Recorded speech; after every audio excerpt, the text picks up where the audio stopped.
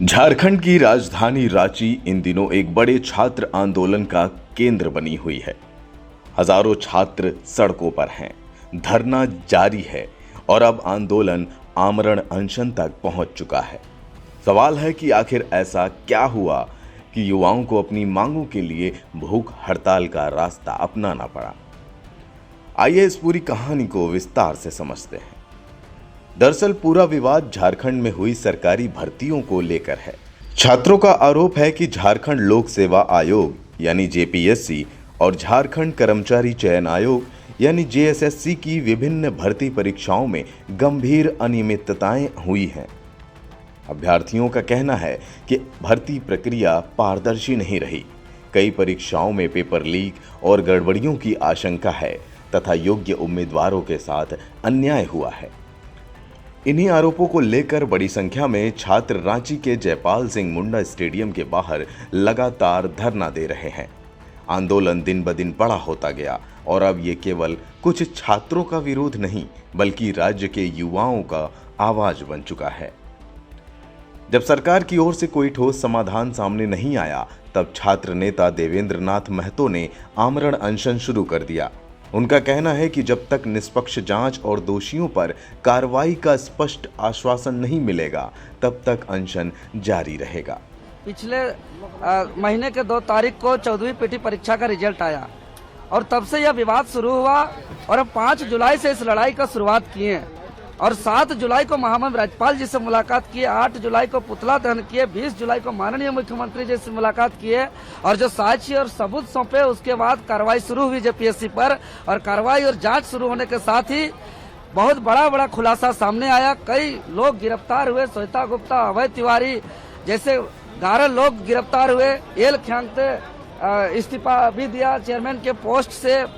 उसके बाद हम लोग इस सत्याग्रह के 5वें दिन हम लोग संविधान मार्च निकाले, लेकिन तब तक जो मांग पूरा होना चाहिए, जो मांग पत्र हम लोग सौंपे थे, हालांकि कुछ मांगों पर सरकार घुटना टेका है क्योंकि मात्र 16 दिन का समय दिया था मुख्य परीक्षा के लिए, उसको स्थगित किया है। साथ ही साथ जांच हम लोग ने सीबीआई का मांग किया था, लेकिन सीआईडी से जांच करा रही है। लेकिन मेरा कहना है कि ये जांच से पर्याप्त चीज हो गया है कि पीटी परीक्षा को रद्द करना चाहिए। तो वर्तमान समय में झारखंड सरकार का जो रवैया है और आयोग का जो रवैया है, इससे झारखंड के तमाम छात्र का मेरे पास फोन आ रहा है। इस प्रकार से मनोबल टूट रहा है कि कुछ लोगों को गिरफ्तार करेंगे, कुछ जांच पड़ताल होगी और अचानक किसी दिन मुख्य परीक्षा का तिथि घोषणा कर दिया जाएगा। तो हम छात्र का मनोबल को बनाए रखने के लिए इस लड़ाई को आगे और बढ़ाते हुए सत्याग्रह के 9वें दिन आज हम अपना अन्न को त्याग कर रहे हैं और भूख हड़ताल पर बैठ रहे हैं और भूख हड़ताल का सारे नियम को हम पालन करेंगे और ये सरकार को घुटने में टेकने के लिए मजबूर करेंगे और सारे दोषियों पर कड़ी कार्रवाई का सुनिश्चित कराएंगे। सबसे पहले 14वीं पीटी परीक्षा को रद्द कराएंगे, टीडीपीएल एजेंसी से परीक्षा होने वाली सारे परीक्षाओं का जांच कराएंगे और साथ ही साथ जेपीएससी जेएसएससी का रिफॉर्म के लिए हम मजबूर करेंगे। और जब तक सरकार हमारी बात को नहीं मानेगी, देवेंद्र नाथ महतो मुख से कोई भी अन्न का ग्रहण नहीं करेगा, क्योंकि 1 महीना हो गया और छात्र का कॉल आ रहा है कि मुख्य परीक्षा का घोषणा करने की स्थिति में है। तो आज पिछले 26 सालों से झारखंड के छात्रों को ठगा जा रहा है। पिछले 26 सालों से झारखंड के छात्रों का भविष्य को बेचा जा रहा है। इसलिए हम लोग इस लड़ाई को आर और पार लड़ेंगे, क्योंकि हमेशा जांच के आड़ से छात्र को धोखा दिया जाता है। जेपीएससी पर 11 परीक्षाओं पर सीबीआई जांच हो चुका है। अब बात करते हैं छात्रों के मुख्य मांगों की। पहली मांग है कि पूरे मामले की जांच किसी स्वतंत्र केंद्रीय एजेंसी जैसे सीबीआई से कराई जाए ताकि निष्पक्ष जांच हो सके। दूसरी मांग है कि जिन भर्तियों पर सवाल उठे हैं उनकी पूरी प्रक्रिया सार्वजनिक की जाए और यदि कहीं गड़बड़ी साबित होती है तो जिम्मेदार अधिकारियों के खिलाफ सख्त कानूनी कार्रवाई हो।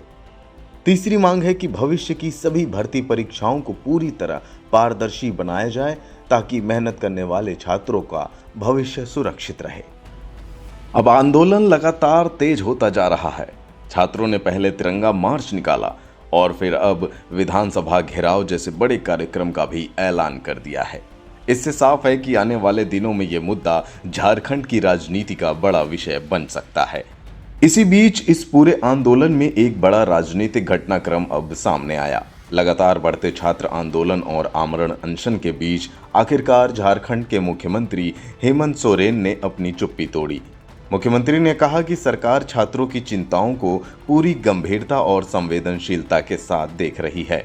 उन्होंने भरोसा दिलाया कि किसी भी योग्य अभ्यर्थी के साथ अन्याय नहीं होने दिया जाएगा और संविधान तथा कानून के दायरे में रहकर छात्रों को न्याय मिलेगा।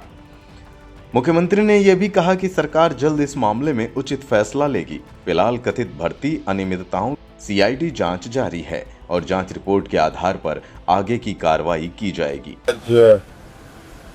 राज्यपाल महोदय से मुलाकात किया और वर्तमान परिस्थिति पर हम लोगों ने चर्चा की और सारी चीजों से अवगत कराया भी। और चूंकि वो भी दिल्ली गए थे और झारखंड के संदर्भ में भी उनकी चर्चा हुई होगी। यही है कि उनका भी एक कहना है और दिल्ली से भी यही चर्चा में आ रहा है कि ये राष्ट्रीय समस्या का रूप दिख रहा। कई लोग इसमें जेल भी जा चुके हैं, कई लोग यहाँ जांच एजेंसी के द्वारा दबिश भी दी जा रही है और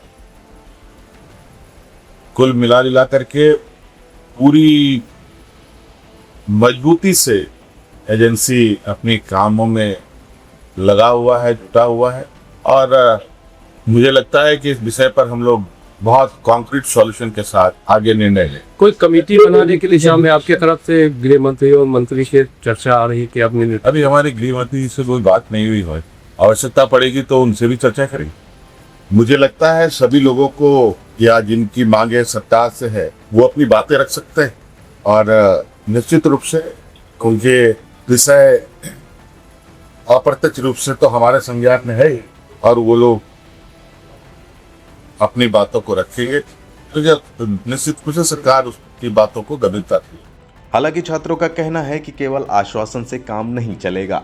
उनका साफ कहना है कि जब तक जेपीएससी भर्ती प्रक्रिया पर कोई ठोस निर्णय नहीं लिया जाता और सीबीआई जांच की घोषणा नहीं होती तब तक आंदोलन जारी रहेगा। यही वजह है कि सरकार के बयान के बाद भी धरना खत्म नहीं हुआ है। छात्र नेता देवेंद्र नाथ महतो का आमरण अनशन जारी है। हालांकि स्वास्थ्य को देखते हुए सोनम वांगचुक की अपील पर उन्होंने पानी पीना शुरू किया है, लेकिन उन्होंने साफ कर दिया है कि उनकी भूख हड़ताल तब तक खत्म नहीं होगी जब तक उनकी प्रमुख मांगों पर ठोस फैसला नहीं लिया जाता। दोनों लीजिएगा, आपको कोई शुगर ग्लूकोज नहीं लेना है क्योंकि वो फिर मगर जल और नमक अवश्य लीजिएगा।